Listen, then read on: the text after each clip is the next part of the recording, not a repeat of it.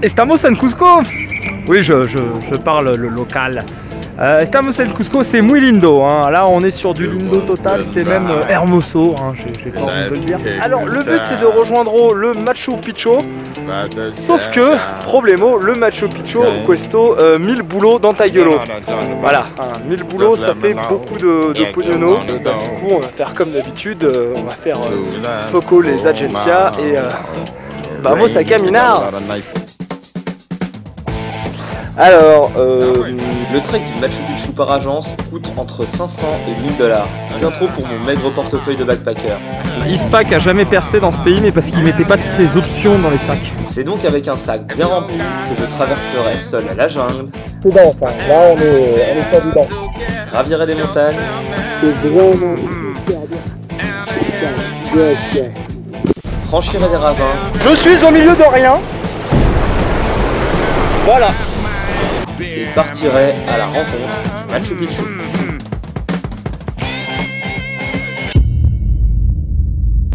On fait des petites courses, sauf que comme on est en Amérique du Sud, c'est le même problème que d'habitude, on ne vend pas de nourriture dans les supermarchés, on vend des bonbons. Ah, et des chips. Hein, por favor? 500 grammes de uvas.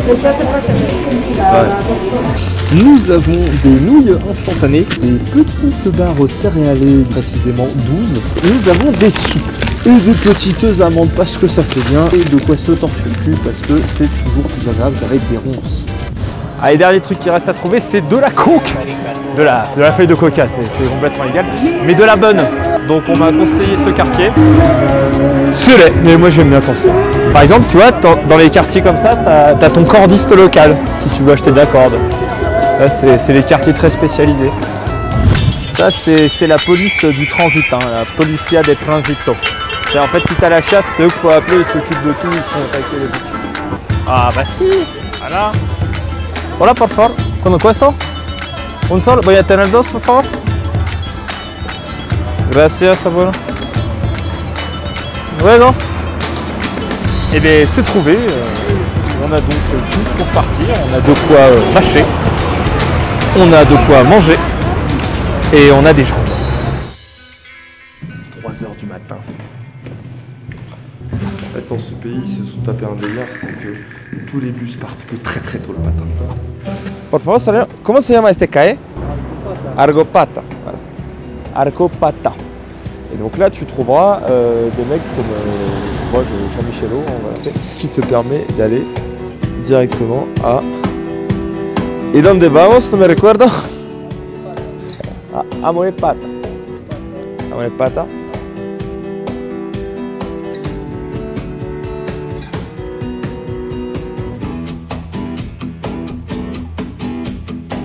T'arrives au village de Monepata, hein. C'est un peu des Clint Eastwood locaux. Voilà. Ah, por favor, para caminar. Derecho. Ok.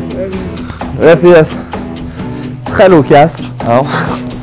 Très loquace. En fait, je crois qu'ils ne parlent pas espagnol, je crois qu'ils ne parlent que leur langue autochtone. Les splendeurs du Pérou.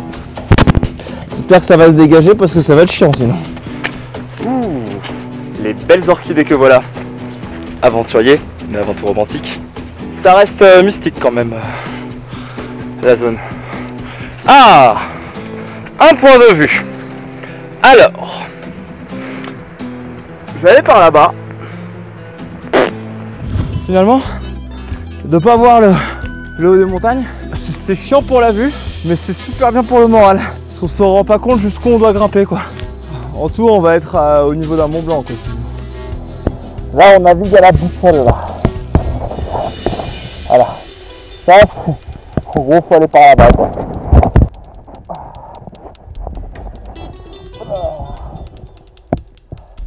C'est dense hein. Là on est sur du dense.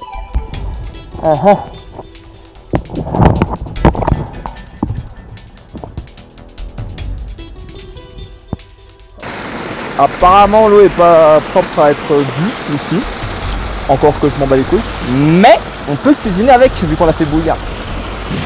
Le thon est bon. Ah oui. Du bleu. Du bleu. 2 jours qu'il me pleut sur la gueule. Alors, là-haut, c'est le sommet, dans les nuages. Idéalement, on dort là-bas. Et après, du coup, 2e jour, il y a une grosse montagne normalement derrière, c'est ce qu'il y a écrit sur ma carte. Là, on peut pas se rendre compte, quoi. 3, 4. Et quand on arrive au 4e jour, normalement, du 4e jour, on peut commencer à voir les sommets que compose le Machu Picchu. Donc, la partie jungle passée. Et là-haut, hop là, on voit dans les nuages, c'est le col qu'il va falloir passer demain. Le petit col à 5000 des familles. Donc il y a beaucoup de neige. Il y a beaucoup de neige.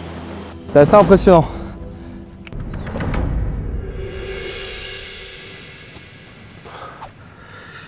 Il a fait froid. Très froid. Les fermiers m'ont laissé planter ma tente dans leur grange. Ben, je vais demander est-ce qu'à un endroit je peux faire du feu, ils ont dit non.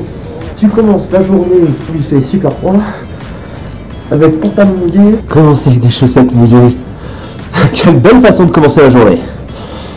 Et si toi aussi tu veux un bon conseil de camping, dans ton sac de couchage toujours avoir une bouteille à pipi. Alors tu vas dire c'est dégueulasse. Non, ça ne l'est pas. T'es dans ta tente, il fait nuit, il fait froid, tu vas pas sortir. Du coup tu restes dans ton sac de couchage, tu pisses dans ta bouteille et après tu mets ta bouteille à tes pieds. Comme ça t'as chaud aux pieds en plus quand ça... Si, c'est un peu dégueulasse. Je quitte ma grange. Au revoir la grange. Direction la montagne. Non, en vrai, je sais toujours pas comment je vais le passer. Hein. Ah, tía. Necesito de comprar. Muy bien. Cuando es tiempo de comprar es realmente muy bien. Muy bien, cuando... Ah, elle aime ça le pognon. Hein. Ouais, parce que ma tenancière s'est tapé un petit délire supermarché. Je vais trouver comment je vais faire pour rentrer à la maison. Salut les gars! Je pense que celui-là c'est le mâle alpha, il me regarde un peu chelou. Putain, en fait c'est un peu les thugs du Tiekar les gars, il faut se calmer. Ouais non mais c'est facile aussi là, vous êtes 40. Vous allez voir, moi quand je vais revenir avec mes potes, faut pas se laisser emmerder par des chevaux quand même. Et qu'est-ce que vous faites là d'ailleurs? Vous n'avez pas école? Oui, toi aussi Rodriguez. On a vu avec la CPE, on n'est pas content. Hein, tes notes c'est n'importe quoi, en équitation, 0, rien. Ça va les recadrer ces petits cons. De la neige. De la neige. Il manquait que ça à mon bonheur. Cette nuit je vais encore dormir sous la neige. On est sous la neige, on est bien là. Ah froid. Les petits gants légers. Et c'est pas fini de grimper là. C'est un bonhomme de neige avec une pipe en bois. Alors d'un côté neige, et d'un côté, j'ai pas assez froid. Ce qui fait qu'en fait je marche dans de l'eau depuis tout à l'heure. C'est vraiment super bien. Pardon, de respirer.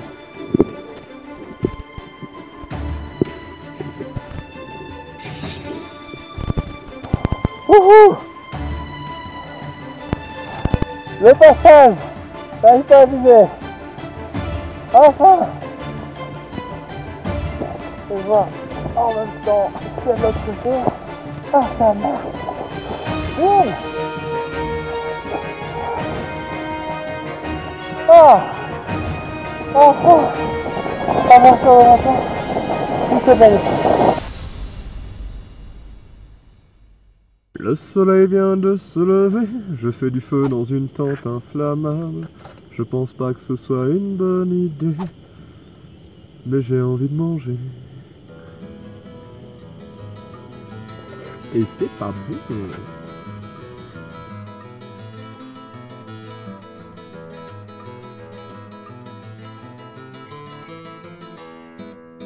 On va passer de l'autre côté.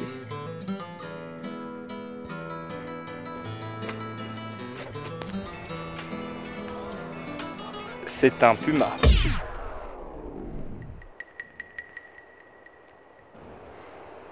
Il attaque. D'être redescendu à une altitude normale apporte chaleur et réconfort, mais il apporte aussi mon pire ennemi, le moustique. Par contre c'est tropical ici, c'est... Il est bizarre ce chien. Mais c'est un Ralouf sauvage. Fuis, Ralouf sauvage. Retourne voir Shaitan. Retourne voir Shaitan. Ralouf.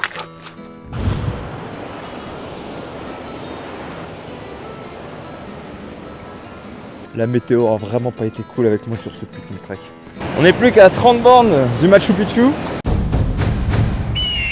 Donc idéalement cette nuit, on pourra dormir au pied du Machu Picchu, dans la civilisation. Et en fait je découvre un nouveau type de météo. Donc on connaissait tous les climats froids et on connaissait tous les climats tropicaux assez humides, chauds et pluvieux. Et ben il y a à nouveau, il y a le climat péruvien. C'est un climat humide et pluvieux, mais quand même très froid. Voilà, c'est ici, c'est maintenant, et c'est pour vous. Alors, le problème c'est que là il y a eu un gros glissement de terrain, pas de tempête, et pas temps de passer parce que ça se passe. Il pleut des pierres, là il pleut littéralement des pierres, genre des grosses pierres. À cause d'un glissement de terrain, le seul moyen de traverser que j'ai vu, c'est ça. Bon a priori si c'est là c'est que c'est stable. Ah, je vais avoir besoin de mes deux bras. Je n'ai aucune idée de si c'est une bonne idée ou non.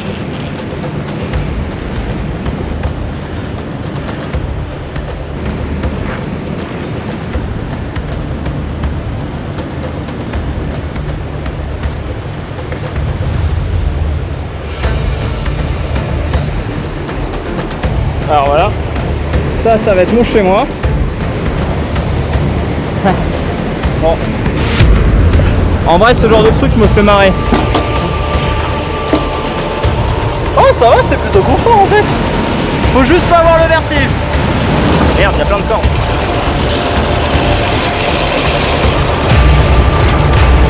Bon donc là en gros clairement je suis au milieu de rien.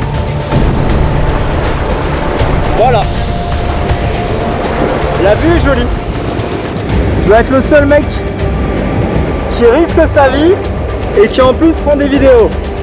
Et donc le concept c'est que je dois me tracter moi-même, attraper la corde et donc passer au-dessus de ce ravin.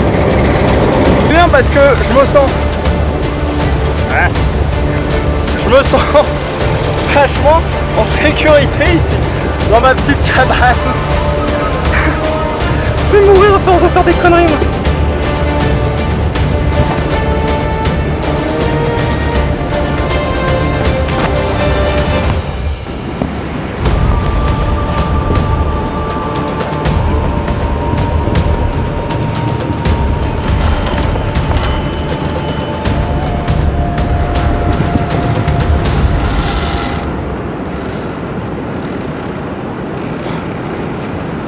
Bon du coup ça a fait perdre pas mal de temps. Là on peut voir le glissement de terrain. Il pleut littéralement des pierres. Le problème c'est pas de passer, le problème c'est que tu passes et il peut y avoir une pierre qui te tombe sur la gueule et ça tu peux pas le prévoir. Bah, il fait nuit. On n'est plus très loin. On est voire très près. Ce moment unique où je me retrouve dans un tunnel avec un train qui arrive. Oui, oui.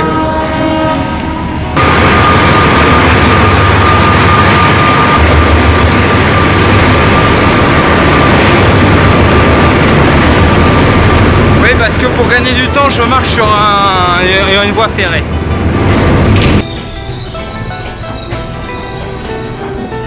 Ah oui, là.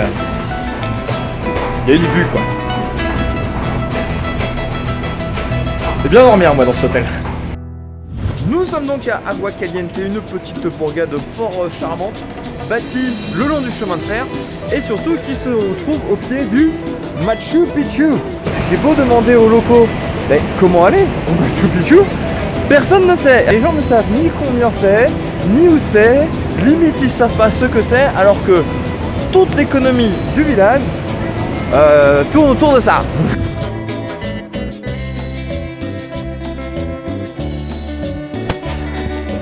Par contre, il y a une constante, quand la vue est belle, c'est que t'es haut.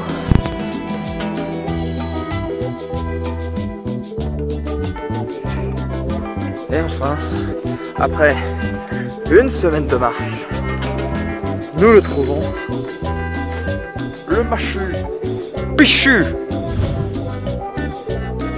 Voilà. Oui, en fait, en gros, c'est des cailloux sur une montagne. Ça avait le goût de me faire des ampoules.